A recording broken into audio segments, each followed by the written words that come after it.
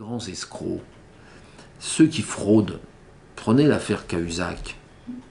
Une partie de sa fortune, elle n'était pas en France, elle était à l'étranger. Et donc, quels sont les moyens dont on dispose pour contrôler les éléments de votre patrimoine à l'étranger? On a bien vu que la convention fiscale franco-helvétique, elle est entre nous, c'est une mascarade. Puisque dans l'affaire Cahuzac, on nous explique les autorités helvétiques qu'il n'a pas de compte, et 2 mois plus tard, on découvre qu'il avait un compte. C'est tout simplement parce que les mécanismes de fraude internationale et de dissimulation du patrimoine existants sont assez sophistiqués et font que même avec ces conventions, vous n'arrivez pas à les détecter. La classe politique s'autoprotège. Elle ne veut pas de la transparence. Ouais, ils font semblant.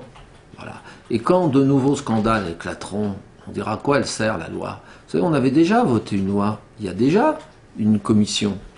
La commission, elle a examiné de mémoire 4500 patrimoines.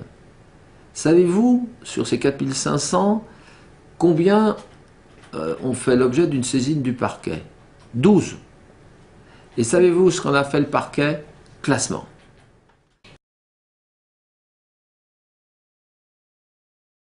Mais c'est parce que j'ai essayé d'expliquer, y compris à mes propres amis politiques, que avoir ce type de comportement, c'est crédibiliser cette idée fausse qu'a l'opinion publique, c'est que la classe politique est massivement corrompue. Elle n'est pas massivement corrompue.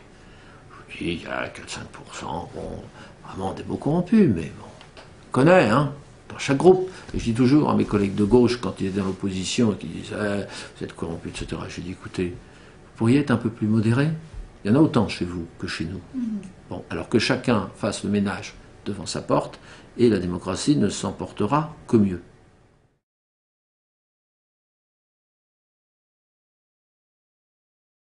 Il y a des gens qui pensent qu'il n'y a que l'honnêteté financière, mais aussi il y a l'honnêteté dans son combat politique, c'est-à-dire de ne pas dire, comme hélas on l'a trop vu depuis 30 ans, c'est-à-dire de mentir effrontément, de promettre des choses dont c'est pertinemment qu'on ne les tiendra pas.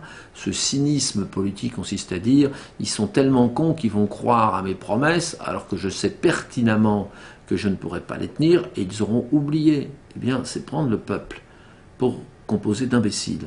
Et ça, c'est faux. Je dis simplement que les tentations peuvent être fortes.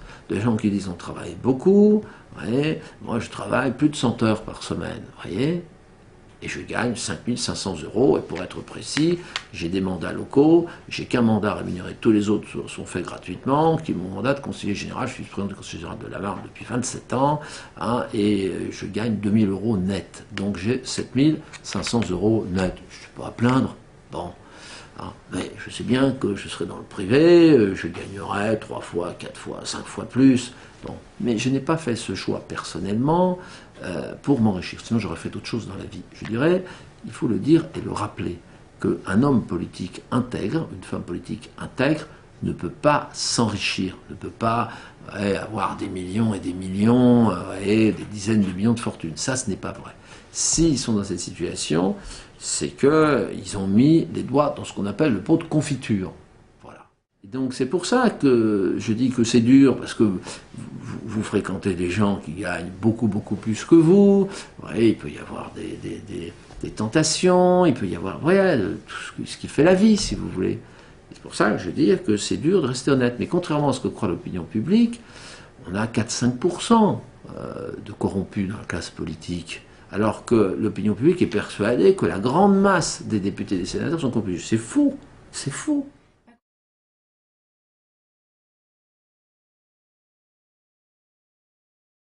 De ce point de vue-là, nos collègues américains, je trouve, ont été beaucoup plus actifs que nous.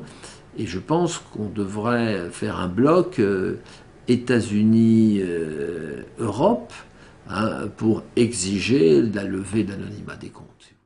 Je suis un ancien magistrat de la Cour des comptes, tout ça est prescrit, donc je peux en parler aujourd'hui. À l'époque, j'ai contrôlé, par exemple, les exportations d'armes. Il faut savoir que c'est très traumatisant de faire ce type de contrôle, parce que vous découvrez que sur 195 États ou 197 États dans le monde, il n'y en a pas 10 qui sont propres. C'est-à-dire qu'il n'y en a pas 10 dans lesquels on exporte sans frais commerciaux exceptionnels. Traduisez pot de vin. Et ces pots de vin, ne croyez pas que ça n'arrose que le président de la République ou le chef de l'État concerné, le ministère de la Défense si c'est une exportation d'armes, et puis ça s'arrête là.